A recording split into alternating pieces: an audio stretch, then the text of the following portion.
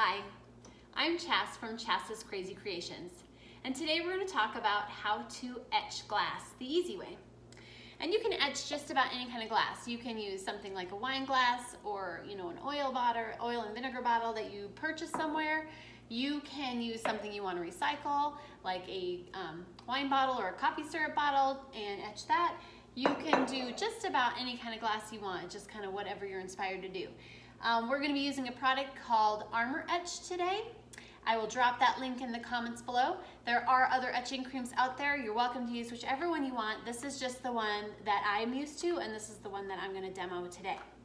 I'm also going to drop a link for you to see self-adhesive stencils. And these ones I actually got from Dollar Tree, but you can get them on Amazon and different places, and they have shapes or letters. This one's got letters on it. So depending on what you want to put on your glass, that'll just guide you. The adhesion makes it not bleed. You can freehand it if you want. This is just an easy option to make it simple, because that's what we're doing today, is making it easy. So the first thing that I'm going to etch is actually, this is my own, it's olive oil that we infuse, and I'm just going to put the word oil on it. So let me drop you down so you can follow along. And so here's the bottle, and I'm actually going to use the letters to make it easy. So without trying to leak too much, I'm just going to, these are, like I said, self-sticking, and they are a lot of times reusable. So it's kind of just your preference, as to what you want to work with. And you want to make sure it's straight. That one is a broken one, I just realized, but we'll try it anyway.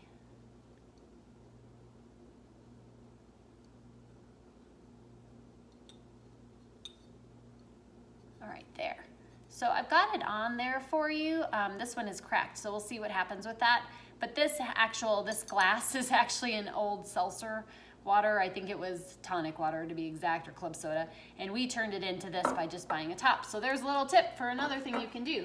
So I've just stuck those on there, and then you just want to push good and firm, make sure they're on there well. And like I said, because that crack is there, if I get any etching cream in there, it will etch that crack. So just a tip for you as you're doing things. So opening up this etching cream, it's just kind of thick and yellow-like. And then you want a paintbrush of some sort to put it on. Now the big thing is, I got some on my finger.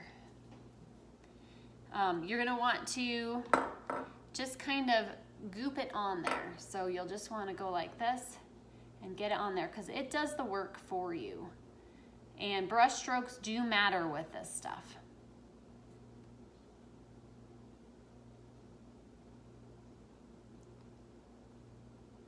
Now I'm going to be careful on this last one.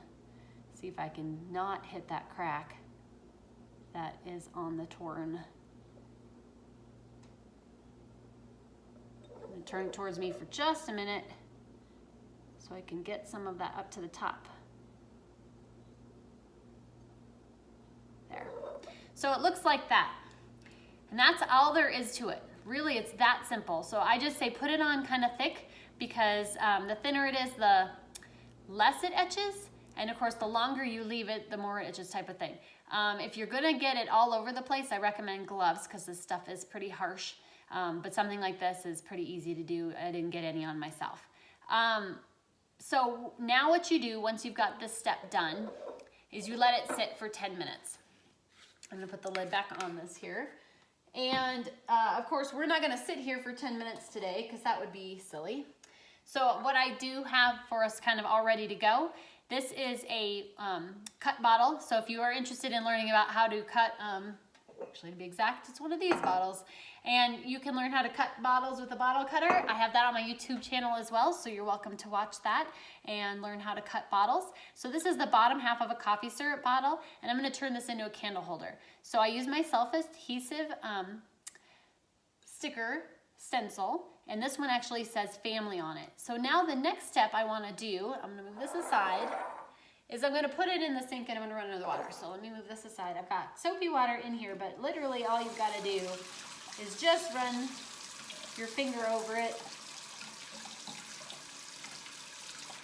Now that's just the top edge of it that's off now, so you can see. Now what I'm gonna do is I'm gonna pull the stencil off.